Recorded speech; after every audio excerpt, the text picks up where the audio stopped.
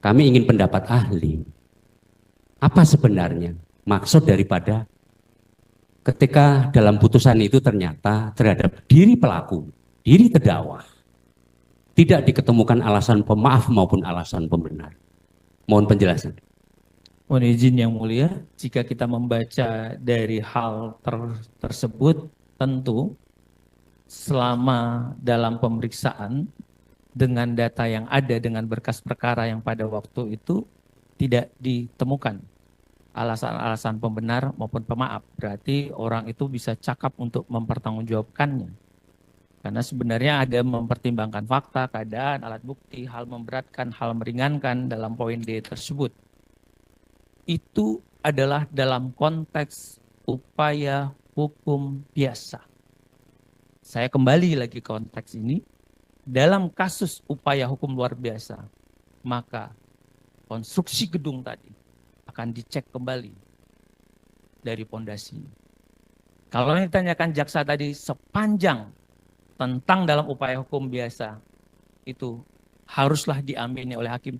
Karena yang diterima jaksa pada waktu itu sebatas itu. Yang diterima oleh hakim pada waktu itu, yaitu seharusnya bumbunya rendang yang mulia. Tapi yang dikirim cuman kira-kira capcay. Dan capcaynya juga bukan 10, padahal kalau cap itu 10. 10 sayur, ternyata tidak. Jadi terkecoh kita pada gerbang pertama. Jadi jaksa juga mungkin karena dikirimnya bahannya itu, dan hakim mengambil itu skala. Demikian. Maksud saya begini, ketika di dalam putusan itu memenuhi kebenaran material, jika di dalam pertimbangan itu dikatakan bahwa tidak diketemukan alasan pemaaf dan pembenar, berarti memang yang bersangkutan mampu bertanggung jawab dan harus mempertanggungjawabkan. Apakah ahli sependapat dengan itu? Kami tidak membahas tentang putusan saat ini. Karena tadi kan ahli kan dihadirkan ahli. Oleh karena terhadap putusan yang seperti itu, apakah ahli sependapat bahwa orang itu memang mampu dan bisa dipidana dengan alasan seperti itu? Berarti ada kesalahan di dalam fakta-fakta persidangan yang sudah dimuat dalam putusan. Jangan dipotongnya split begitu. Kalau dipotongnya split begitu ya nggak akan selesai. Enggak, masalahnya kan kami kan Sini, ahli hadir, kami minta pendapat sebagai ahli hukum acara pidana. Saya paham banget. Kadang saya jadi ahlinya jaksa, ahlinya KPK, ahlinya polisi, ahlinya segala macam, bea cukai, imigrasi. Suruh ya, saya akademik, jadi saya lurus. Saya harus letakkan begitu. Kenapa saya letakkan? Kembali, ada teorinya menjadi pisau analisis yang disebut dengan sistem peradilan pidana. Kita nggak bisa nikat, misalnya ada tetesan, kita sangka ini hanya di bawah. Bawah ini bocornya. Sebentar, saya selesaikan dulu ilustrasinya. Tapi ternyata dari awalnya ada yang tidak terang, ada yang tidak lengkap. Kalau itu sudah dijelaskan tadi, kami sudah cukup situ. Kami hanya ingin penekanan, mohon maaf, putusan yang baik dan ke depan akan kita pergunakan. Itu kan yang kami ingin bangun seperti itu, ahli. Yang mulia, kami dari penasihat hukum keberatan, kita serahkan ke ahli mau dijawab atau tidak mau dijawab. Kalau memang ahli nggak bisa menjawab, ya nggak apa-apa. Karena itu tidak relevan dengan apa yang disampaikan, mulia. Baik, itu pertanyaannya Pak. Pertanyaan. Jangan dipaksa ahli untuk menjawab, yang mulia. Pertanyaan termohon. Saya akan jawab yang mulia. Nah, silakan. Kalau Bapak mau menjelaskannya, silakan. Menurut pendapat Bapak. Yang mulia dalam konteks ini adalah harus dilibatkan nih. Ada spesies yang berbeda yang namanya PK. Kalau yang dibahas oleh beliau tadi kan itu masa lalu yang sudah lewat. Tapi saya dihadirkan di sini adalah melihat spektrum, ya kan, yang namanya PK. Saya ingin tarik semuanya. Kalau saya ditarik ke sana itu udah selesai. Makanya ditanyakanlah kepada 263, ada tidak keadaan baru, ada tidak kekeliruan, ada tidak ketidakcermatan. Seharusnya cut-nya di situ. Kalau saudara jaksa masih terkotak-kotak mikirnya begitu, ya nggak bisa selesai yang mulia. Saya udah bilang tadi, ini dari bawah pondasinya. Karena sekolahnya itu namanya ada sistem peradilan pidana. Bekerjanya polisi, bekerjanya jaksa, bekerjanya hakim. Kalau di-cut aja seolah-olah adalah putusan hakim itu namanya lempar badan. Gitu loh. Lempar badan ke hakim dong kalau begitu. Seharusnya ya dari bawah kita lihat. Supaya kita tahu di mana ini sumber masalahnya. Inilah gunanya forum PK tersebut. Gitu Bisa, Pak. bisa Pendapat dilanjutkan? Silakan Pak. Hanya sebatas itu jawabannya? Baik. Selanjutnya. Tadi ahli menekankan juga bahwa pada persidangan yang mulia ini sebenarnya adalah yang menjadi pokok adalah menguji permohonan PK yang dilakukan, yang diajukan oleh para terpidana melalui penasihat hukum. Bahkan tadi juga sudah dijelaskan secara rinci bahwa yang diatur di dalam 263 KUHP itu hanya 3. Hari ini ahli berani menyatakan bahwa di luar itu pun bisa, kalau nggak salah tadi. Walaupun dari hasil persidangan terhadap novum atau fakta yang dihadirkan oleh pemohon, prinsipnya kami tetap dengan tanggapan memori yang kami ajukan. Pertanyaan yang lainnya. Kembali ke masalah, karena ahli hukum pidana berkaitan dengan teori sebab akibat atau dikenal dengan kausalitas, bahwa perbuatan seseorang itu juga mempertanggung dengan akibat, jadi ada hubungan. Nah, menurut ahli ini hubungan sebab akibat dalam hal untuk menentukan bahwa terjadi adanya suatu tindak pidana yang menimbulkan akibat, apakah teori kausalitas itu masih relevan dan perlu menjadi pertimbangan di dalam putusan? Mohon pendapat ahli. Terima kasih Saudara Jaksa Penuntut Umum. Tentu di dalam pidana pasti akan dikaitkan dengan teori kausalitas yang nanti akan dikaitkan dengan teori kesengajaan ataupun kelalaian dan segala macam. Itu akan ada sinergis dan segala macam. Namun di dalam teori kausalitas yang paling pertama dulu adalah selain peristiwa, subjek hukumnya. Orang yang dituju. This, siapa? Sewaktu teori kausalitas itu harus lengkap, duduk dulu orangnya. Kalau orang ini benar-benar pelakunya, kalau orang ini benar-benar dimintailah pertanggungjawabannya dan ditarik akibat perbuatan saudara ini, karena orang itu luka, orang itu mungkin luka ringan, luka berat mengakibatkan kematian, maka atas perbuatan saudara tersebut haruslah dimintai pertanggungjawaban secara hukum sepanjang tidak ada alasan pembenar dan alasan pemaaf. Tapi dipastikan dulu apakah subjek hukum ini benar-benar baru ditarik kepada teori kausalitas. Baik. Selanjutnya, tadi memang termohon sudah menanyakan mengenai adanya upaya penangkapan, penahanan, ketentuan pasal 56. Kami sudah paham, kami sudah tahu, tapi ingin penegasan ahli kembali.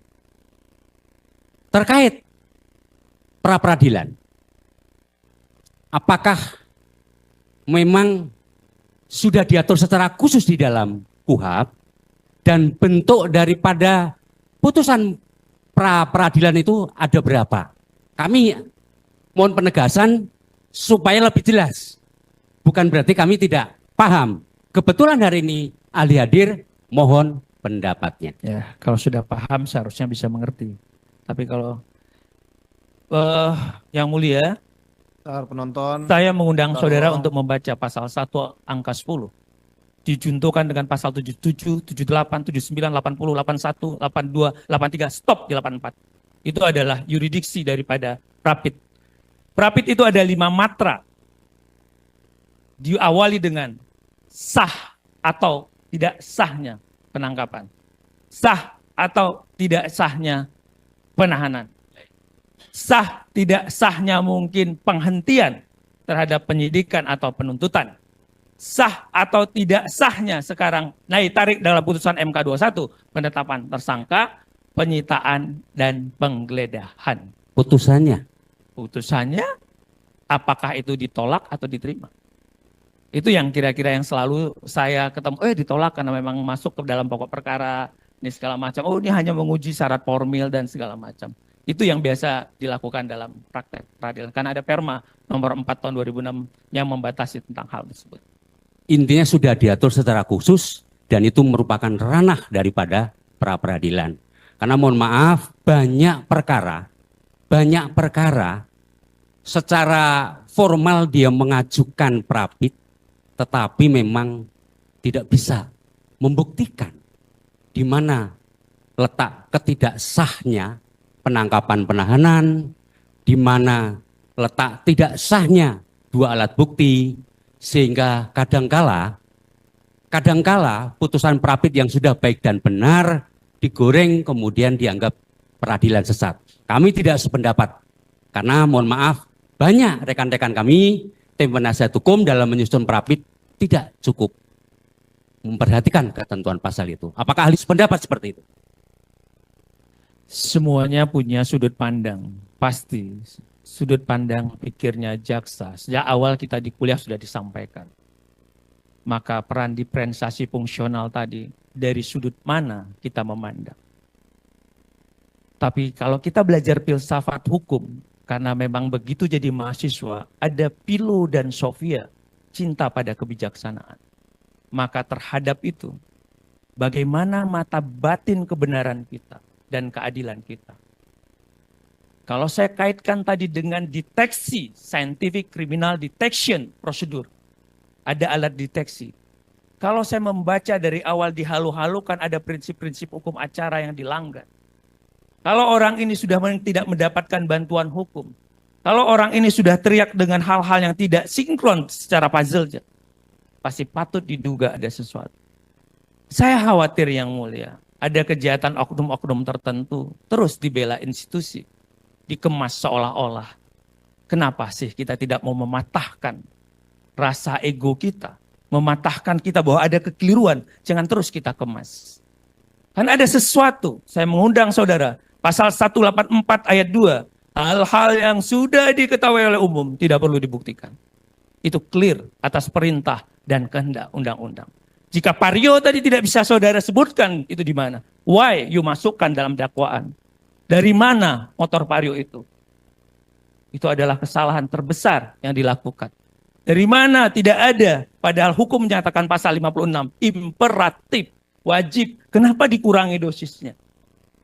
Maka dari perkara ini patutlah kita duga ada pelanggaran-pelanggaran dan prinsip-prinsip yang dari awal dilompati.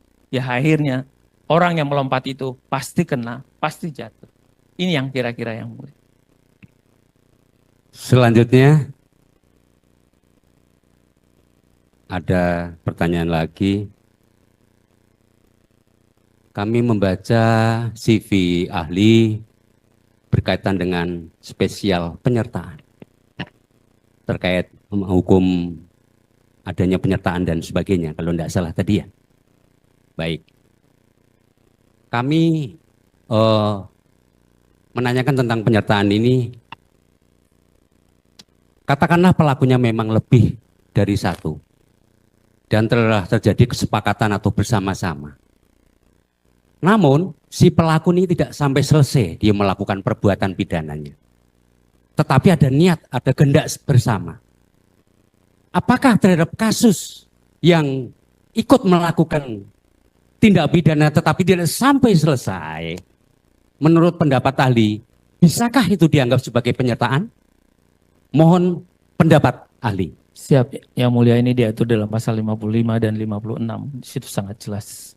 Sepanjang ada keinginan yang sama, sepanjang ada perbuatan fisik yang bersama, tentu dapatlah dikategorikan. Tapi untuk itu juga ada juga dalam pasal pidana yang menyatakan tentang percobaan pidana. Karena tidak selesainya perbuatan tersebut. Akhirnya jaksa biasanya akan mengidentifikasi dalam dakwaannya yang mulia. kualifikasi apa yang dikenakan kepada orang yang tidak selesai. Kualifikasi pasal yang mana yang harusnya diterapkan.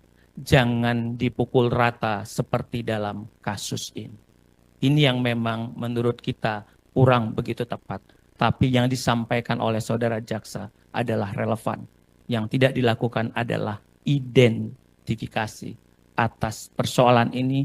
Si A melakukan apa, si B melakukan apa. Kalau hanya cuma memukul, kalau hanya ini kan ada pasal-pasal lain. Makanya bukan didakwakan dengan pembunuhan seperti dalam perkara ini.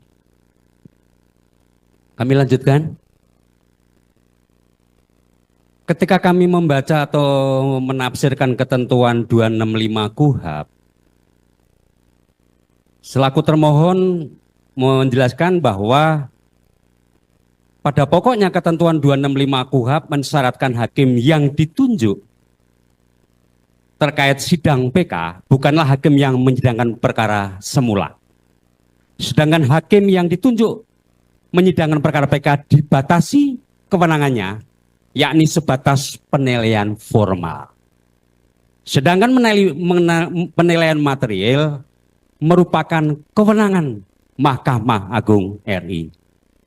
Yang kami tanyakan, dan perlu pendapat ahli, berkaitan dengan pendapat-pendapat ahli maupun yang telah ditanyakan oleh tim penasihat hukum, makna dari 265 yang seperti ini seperti apa? Mohon penegasan ahli. Karena ahli adalah ahli hukum acara pidana. Itu 265 ayat berapa ya? Pasal 265 semua. 265 itu Iya. ada ayat 1, ayat 2, ayat 3, ayat 4, ayat 5. Kalau kita masuk satu komplek bingung kita. Baik.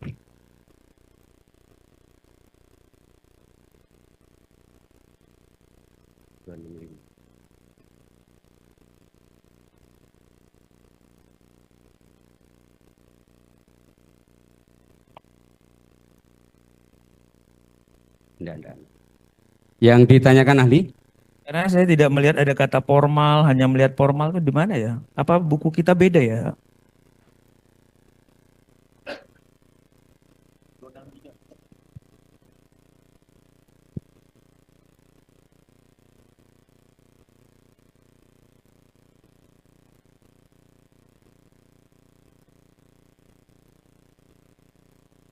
Itu poin 3.